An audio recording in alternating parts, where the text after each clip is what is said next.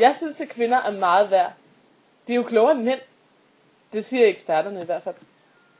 Jamen, jeg synes, kvinder de skal stå i køkkenet og lave mad og stå i kø for alle os andre, fordi at, altså, når jeg tænker på kvinder, så tænker jeg kællinger, fordi at, der kan fandme ikke være, altså, hvad skal de bruge de der regnjakker og sådan noget skidt til? De kan jo ikke blive særlig våde fra soveværelser og ud til køkkenet, vel? Altså, det kan ikke være så svært, vel? Fanden skal de bruge lortet til?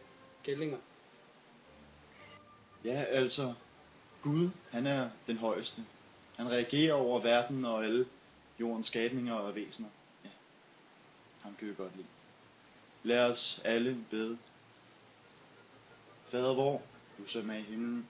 Ja, jeg mener jo, at det er også rige, der skal have magten. Min mand arbejder 10 timer om dagen, 4 om lørdagen.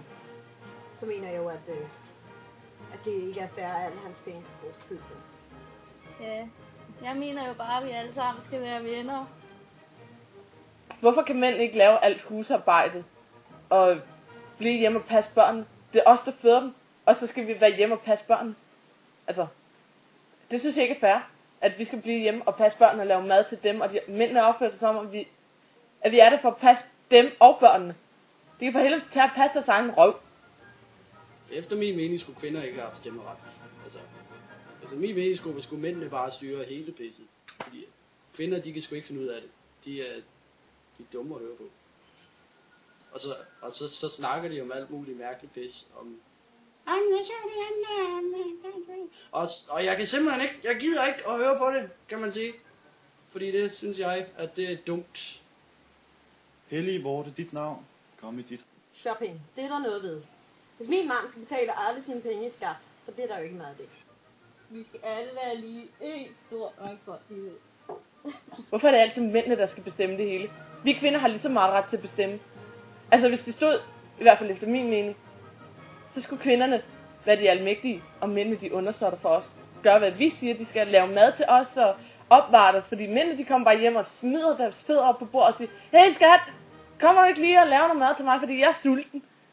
Altså det burde nærmest være omvendt, fordi vi kvinder, vi fortjener det sgu. Det er os, der har alt det presset på os, og mændene de laver ikke en skid, når det kommer til stykket. Bla bla bla bla bla bla bla bla. Det er sgu det eneste, de siger hele tiden. Vilje som i himlen, således også på. Tigger, det er, hvad det danske samfund er fuld af. Folk som min mand burde sidde på magten. Så vil der komme orden i sagerne. Vi vil ikke bare alle sammen være venner. Synes du selv, at du fortjener at blive trådt på? Kvinde, du er stærk. Du kan gøre, hvad du vil. Mændene kan ikke bare komme og tro, at de bestemmer over os. Du er meget mere end hvad du tror. Du er en fighter. Du er en kriger.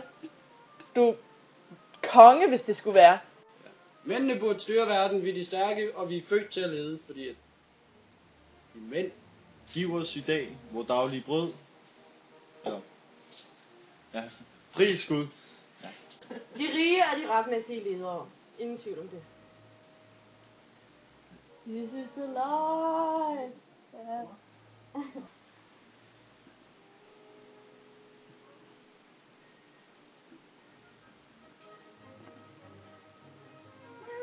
Kom nu.